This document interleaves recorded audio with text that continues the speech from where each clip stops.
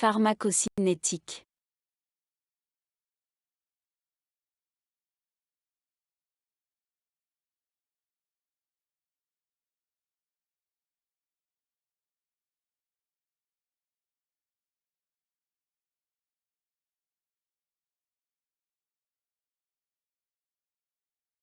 La pharmacocinétique a pour but d'étudier le devenir d'un médicament dans l'organisme.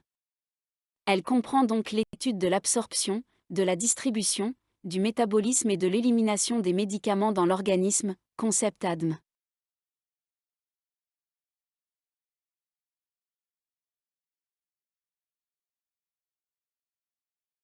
L'absorption est le passage d'un médicament dans la circulation générale à partir de son site d'administration. Immédiate ou médiate. La substance se retrouve directement dans la circulation générale, comme la voie intraveineuse. Ou extravasculaire, pour lesquelles la molécule doit traverser au moins 2 barrières successives, comme les voies digestives, respiratoires et cutanées. L'absorption par voie intraveineuse qui conduit à l'introduction directe du médicament dans le sang supprime la phase d'absorption. Pour toutes les voies d'administration en dehors de la voie intraveineuse, le médicament doit d'abord franchir les membranes cellulaires de l'organisme avant d'atteindre la circulation générale. Les membranes ne sont pas statiques car les phospholipides et les protéines peuvent bouger latéralement dans la membrane, d'où le nom de la mosaïque fluide.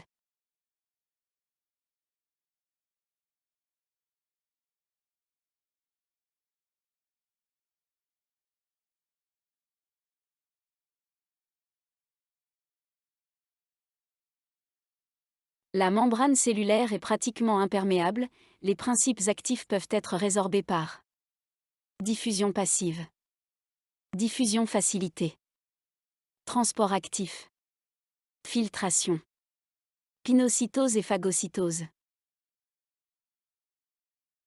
C'est le mécanisme le plus fréquemment en cause. Elle est gouvernée par la loi de Fick. Ce processus allant dans le sens du gradient ne nécessite aucun apport d'énergie. Ne présente pas de caractère spécifique vis-à-vis de n'importe quelle substance. N'est pas saturable. Ne peut développer des phénomènes d'inhibition compétitive. Les mécanismes passifs précédents n'expliquent pas l'absorption de nombreuses molécules, acides aminés, ions, sucres, bases puriques et pyrimidiques. Pour ces composés, le passage d'une face à l'autre de la membrane s'effectue sous forme combinée avec une molécule transporteuse intramembranaire. Ce mode de transport présente comme caractéristique spécificité, compétition, inhibition, saturation. La molécule de transporteur présente une structure spécifique adaptée à une seule substance ou parfois à quelques substances chimiquement très voisines.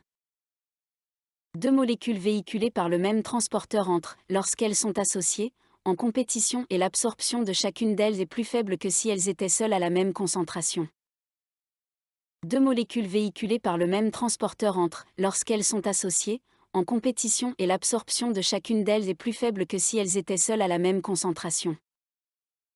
Comme le nombre de molécules de transport est fixe, il existe une capacité de transport maximale atteinte pour une certaine concentration au-delà de laquelle le taux d'absorption n'augmente pas. Sans consommation d'énergie. La diffusion facilitée se distingue de la diffusion passive par une vitesse supérieure. Les mouvements du médicament à travers la membrane par diffusion facilitée se font dans le sens du gradient et sont facilités par un transporteur soumis au phénomène de saturation et de compétition. Interaction médicamenteuse. Contre le gradient de concentration. Avec consommation d'énergie. Résulte d'une différence de pression de part et d'autre de la membrane, ce gradient hydrostatique ou osmotique entraîne le mouvement de l'eau et des petites molécules dissoutes à travers les pores. L'importance de la filtration dépend du diamètre des pores, de leur nombre et du gradient qui existe de part et d'autre de la membrane. C'est au niveau des capillaires que les pores sont abondants et surtout au niveau de ceux des territoires musculaires et rénaux. La pinocytose correspond à une invagination de la membrane cellulaire qui englobe une gouttelette du milieu extérieur dont le contenu est ensuite intégré à l'hyaloplasme. Elle est destinée pour des particules liquides, exemple, les vaccins antidiphtériques, vitamines liposolubles. La phagocytose se produit pour des éléments solides, exemple, les toxines diphtériques, tétaniques et botuliques, qui peuvent être résorbées par voie oralite phagocytées par des macrophages qui vont migrer entre les cellules épithéliales de l'intestin. Le passage et la vitesse de transfert sont conditionnés par des facteurs dépendants à la fois de la nature de la substance et des composants des milieux extérieurs et intérieurs. Facteurs liés à la molécule. Taille. Solubilité. État d'ionisation. Facteurs liés aux propriétés de la membrane et du milieu. Surface. Épaisseur.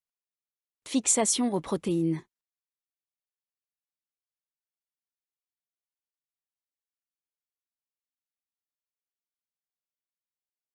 État d'ionisation. La plupart des médicaments sont soit des acides ou des bases faibles, caractérisés par leur pK à l'état non ionisé, ils sont plus ou moins liposolubles et capables de diffuser à travers les membranes cellulaires, au contraire sous forme ionisée, ils sont hydrosolubles et non diffusibles. La vitesse de résorption dépend essentiellement de la concentration de la forme non ionique de la substance et de sa liposolubilité. Le degré d'ionisation des électrolytes est fonction de leur pK et du pH du milieu, la concentration relative des deux formes. Exemple de l'aspirine, un acide faible de pK égale 3,5, facilement et bien résorbé au niveau de l'estomac. L'alcalinisation des urines favorise son élimination. Solubilité. Hydrosolubilité. Afin d'être résorbée, toute substance doit être en solution. Étant donné que le milieu extracellulaire est un milieu aqueux, toute substance doit présenter une certaine hydrosolubilité. L'hydrosolubilité seule ne permet pas le transfert d'un médicament à travers la membrane de nature lipidique. Liposolubilité. Cette propriété apparaît essentielle pour qu'une molécule puisse traverser la membrane par simple diffusion. Donc la diffusion concerne les molécules liposolubles, légèrement hydrosolubles. Taille. Une molécule de grande taille ou fixée aux protéines plasmatiques diffusera plus difficilement qu'une molécule de petite taille.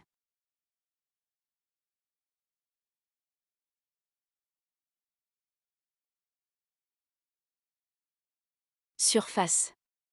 L'augmentation de la surface de contact membranaire augmente l'absorption. Exemple, muqueuse intestinale, muqueuse alvéolaire. Épaisseur. Elle est presque constante, mais une éventuelle diminution induit une augmentation de l'absorption, cas de la paroi alvéolaire. Fixation aux protéines. Contrairement à la forme libre, un médicament fixé sur une protéine devient hydrosoluble et il constitue une grosse molécule non diffusible.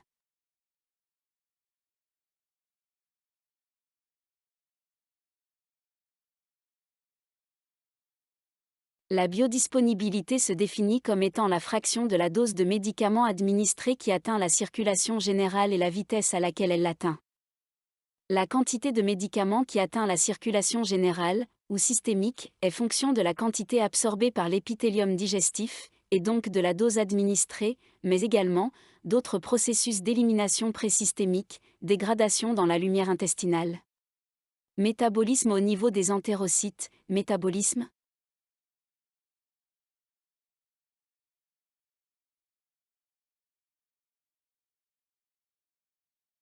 Dans le sang, le médicament peut circuler sous forme libre, facilement diffusible dans les tissus, ou lié aux protéines plasmatiques ou aux cellules sanguines. Sa liaison entraîne la formation d'un complexe de haut poids moléculaire, non diffusible dans les tissus, qui retient le médicament dans le compartiment sanguin. Cette liaison est réversible et il existe un équilibre entre les formes libres plasmatiques et tissulaires. La distribution comprend donc le transport sanguin, étape plasmatique. La diffusion tissulaire, étape tissulaire. La fixation aux protéines plasmatiques dépend des caractéristiques acido-basiques du médicament. Ag-alpha une glycoprotéine acide.L. Facteurs influençant la distribution. Le pH sanguin. Concentration du médicament, saturation des sites de fixation. Variation du taux de protéines plasmatiques, exemple. Diminution de la concentration d'albumine, grossesse, syndrome néphrotique, dénutrition, grand brûlé. Interaction avec les substances endogènes, exemple. La bilirubine qui est augmentée chez le nouveau-né peut entrer en compétition avec certains médicaments pour les mêmes sites de fixation au niveau des protéines plasmatiques. Nature du médicament, propriétés physico-chimiques. Interaction médicamenteuse. Irrigation des organes, cœur, poumons, glandes, cerveau, reins, foie. Passage particulier. Notion de barrière. Certains organes disposent de structures propres qui limitent la diffusion des médicaments. On utilise le terme de barrière tissulaire pour décrire ces structures, par exemple la barrière hémoencéphalique, la barrière fœtoplacentaire. Diffusion dans le système nerveux central. Le passage des médicaments, liposolubles non ionisés, se fait à travers la barrière hémato-encéphalique, BHE. Elle joue un rôle sélectif et empêche le passage de nombreuses substances physiologiques ou médicamenteuses. Passage fœtoplacentaire. La plupart des médicaments passaient à travers cette barrière dans des proportions limitées et souvent avec un certain retard.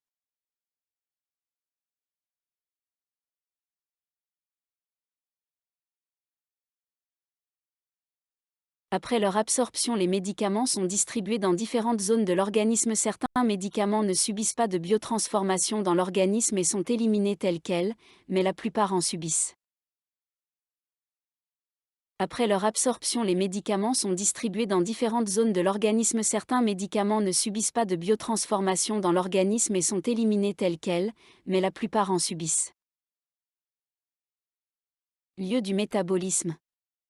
La biotransformation a lieu au niveau de nombreux tissus et organes. En premier lieu, le foie en raison de sa localisation anatomique, placé entre le tube digestif et le reste de l'organisme, son débit sanguin. Il reçoit par la veine porte environ 1,5 litres par minute du sang et environ 350 ml par ml du sang par l'artère hépatique, sa vascularisation et sa richesse en enzymes microsomales. D'autres organes y participent, les reins, poumons, l'estomac, l'intestin, le plasma, la peau, glandes surrénales, le cerveau. Intérêt du métabolisme. Les voies métaboliques. On distingue deux grandes phases dans le métabolisme des médicaments, phase 1 et phase 2. Phase 1 introduisent ou démasquent des groupes fonctionnels. Elles modifient la structure primaire de la drogue, en donnant naissance à des métabolites actifs, inactifs ou toxiques. Les réactions de phase 1 aboutissent à la formation de métabolites à groupement polaire. On trouve les réactions d'oxydation, de réduction et d'hydrolyse. La phase I n'est pas obligatoire, certains NDTS peuvent subir directement la phase 2. Phase 2 conjugaison. Les réactions de phase 1, fonctionnalisation. 1. D'oxydation. C'est la réaction la plus importante de la phase 1. Les enzymes impliquées sont des monooxygénases. On peut trouver comme monooxygénase, aflavine, FMO, acétochrome P450, CYP450. 2. De réduction peu courante.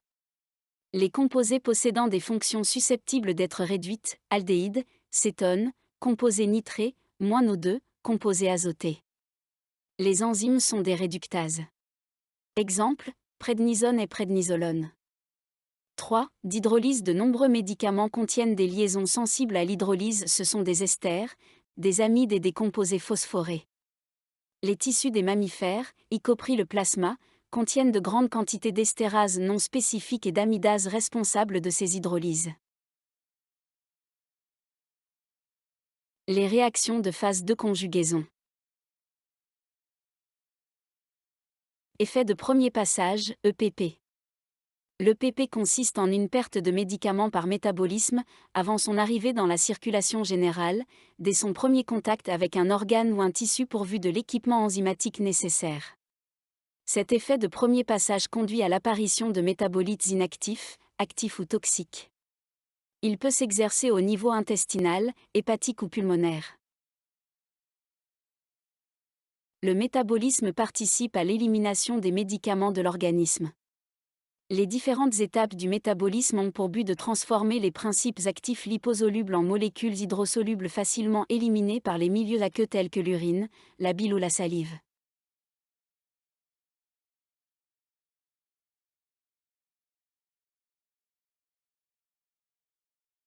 L'élimination ou l'excrétion des médicaments ou de leurs métabolites est assurée par diverses voies dont la plus importante est la voie urinaire, les autres sont la voie biliaire, la voie pulmonaire, lacrymale, salivaire.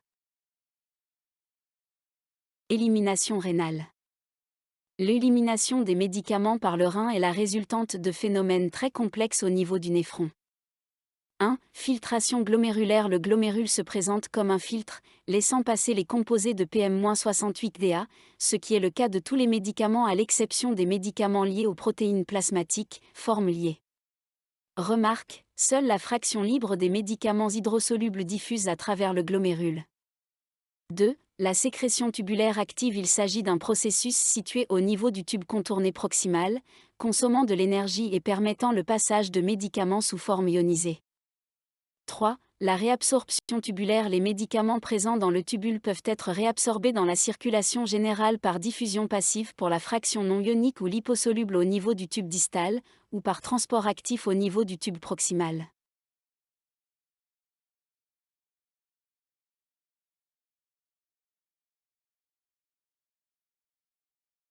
Élimination biliaire. Le médicament excrété dans la bile arrive dans l'intestin et peut à nouveau être absorbé, repasse dans le sang et revient au foie. La voie d'élimination biliaire est généralement une voie accessoire, certains médicaments cependant ont une élimination biliaire prédominante. Cycle entérohépatique, les médicaments excrétés dans la bile peuvent y être à nouveau résorbés au niveau intestinal, soit directement, soit après hydrolyse. Paramètres pharmacocinétiques. Clairance totale. La clairance sanguine totale est définie par le volume sanguin totalement débarrassé d'un médicament par unité de temps. Elle permet donc de quantifier l'aptitude de l'organisme à éliminer une substance. Le plus souvent, un médicament est éliminé de l'organisme par différents émonctoires, reins, poumons, foie, intestin, etc. Demi-vie, T1/2. La demi-vie plasmatique d'un médicament est le temps au bout duquel la concentration plasmatique de ce médicament a diminué de moitié par rapport à sa concentration initiale. Elle est importante à connaître pour déterminer la fréquence d'administration d'un médicament.